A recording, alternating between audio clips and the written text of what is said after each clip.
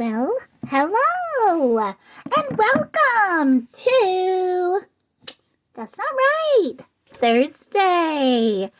I'm so glad you joined me today, and I have to apologize that this is like the first video that I've done. Is that my cat? Yeah. In a while again. I think the last time I was on here to speak to you, share with you, bear all of my most important thoughts to you from the heart, was probably, let's talk about it, Tuesday, a week ago. Yeah, so I haven't been averaging all of the days that I normally do. So I hope that's okay. And hey, maybe it'll be time that you could catch up on some of the other videos that I was doing a little bit. Or maybe for some people, it was a lot to do 3-4 videos in a week. But I would love for you to do that. And also, I would love for you to like and subscribe to my channel. Of course, I don't usually say that, but, hopefully it comes to your mind if it's something that you're interested in following. And hopefully engaging with. So, today is That's Not Right Thursday, and I just really wanted to share my thoughts from a book, another book. I think in my very last video, I think I referred to a book by Dallas Willard, a very well-known theologian. Well, this new book today, that I'm sharing today, is called The Divine Conspiracy by Dallas Willard. Yeah, it's very good, of course. I'm so excited, of course.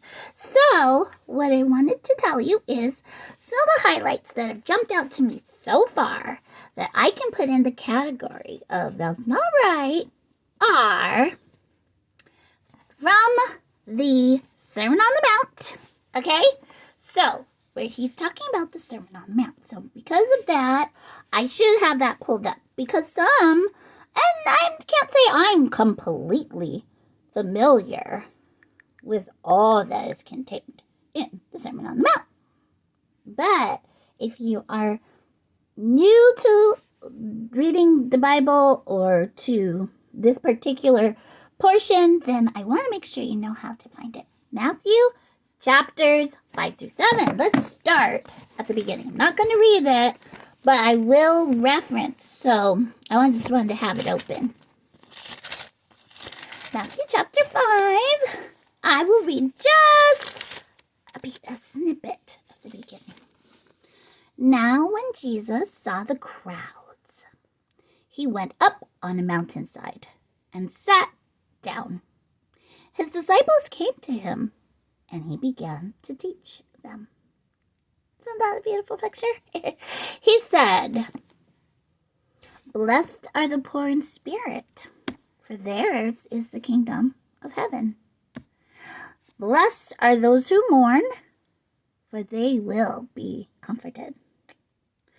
Blessed are the meek, for they will inherit the earth. And blessed are those who hunger and thirst for righteousness, for they will be filled." Okay? And it continues. I'm going to read verse 7 and then probably skip down. Blessed are the merciful, for they will be shown mercy. And then, this is encompassed in this first chapter of the Sermon on the Mount, is the part that you've probably heard also. Verse 13. You are the salt of the earth, but if the salt loses its saltiness, it is no longer good for anything except to be thrown out and trampled underfoot. You are the light of the world. A town built on a hill cannot be hidden. Neither do people light a lamp and put it under a bushel or bowl, it says here in this translation. Instead, they put it on its stand, and it gives light to everyone in the house. In the same way, let your light shine before others that they may see your good deeds and glorify your Father in heaven. Okay? Now, he also talks about the law and it not disappearing. For truly I tell you, verse 18, until heaven and earth disappear, not the smallest letter, not the least stroke of a pen, will by any means disappear from the law until everything is accomplished. Okay? So, let's stop there. And the comments that I would like to make are,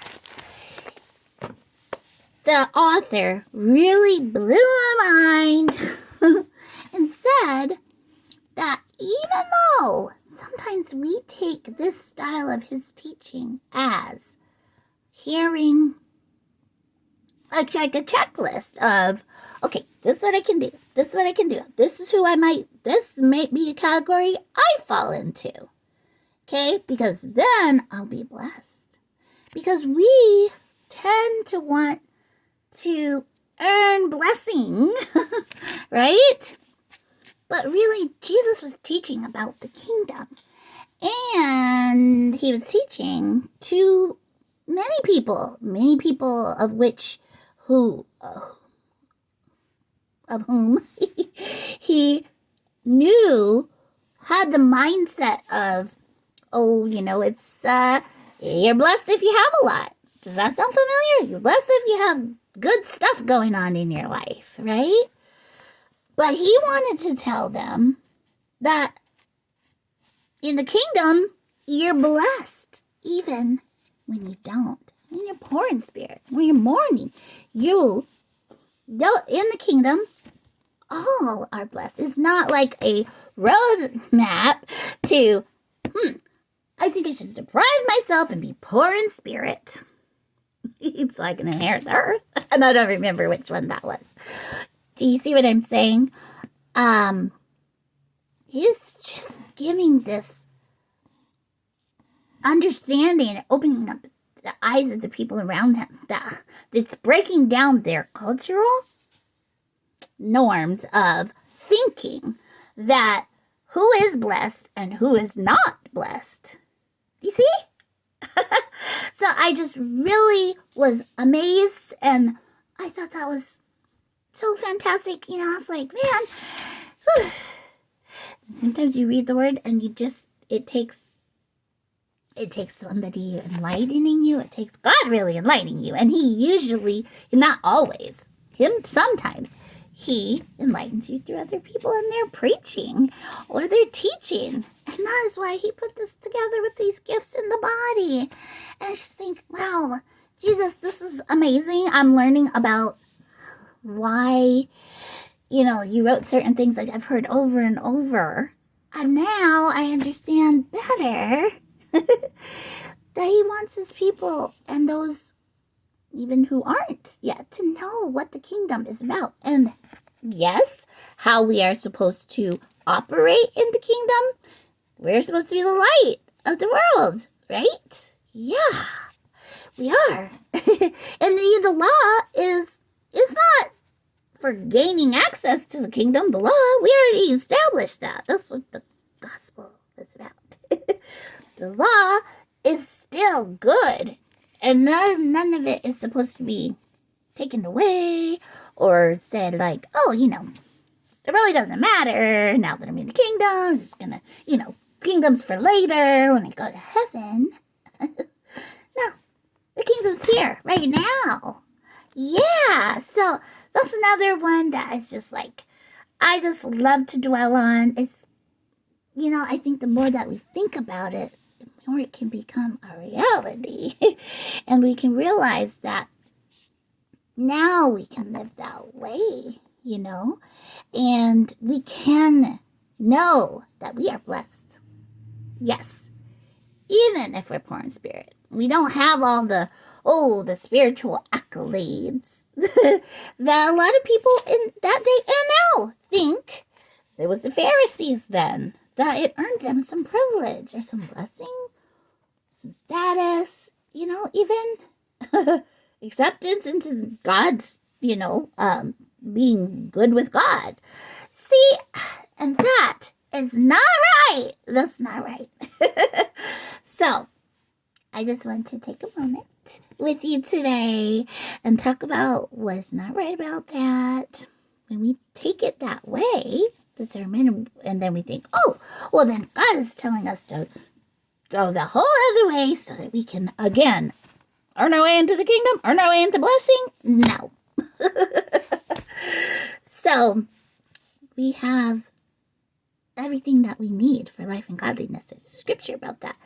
Because we are this day living in the kingdom. When we acknowledge Jesus and what he did for us to bring us back into a reconciled relationship with God, now we're children of God. We are living in the kingdom already. We don't have to earn that. And we don't have to think, oh, if we're in this situation and we're, a lot of us are, many times, we're not the ones who are elite and we, have all the education and we have all the accolades, or we're not the ones who, are basically wealthy. Okay? So just remember, or we're feeling like, with all the loss that I'm experiencing in the world, am I blessed? Scott, am I a part of the kingdom? Yes. Yes. And you still can experience the blessing of the kingdom. Okay? So I just want to encourage us all today with that thought of one to grow on. And I hope that you're enjoying your... Wait a minute. That's not right Thursday. It's Wednesday. Wonderful Wednesday. Well, yeah, you got a bonus of a day early. And something that was wonderful. So it was very suited anyway for today. And I'll leave it, Archie. I hope you have a wonderful evening and a very good, right Thursday. Think about all those things that we can be doing in the kingdom.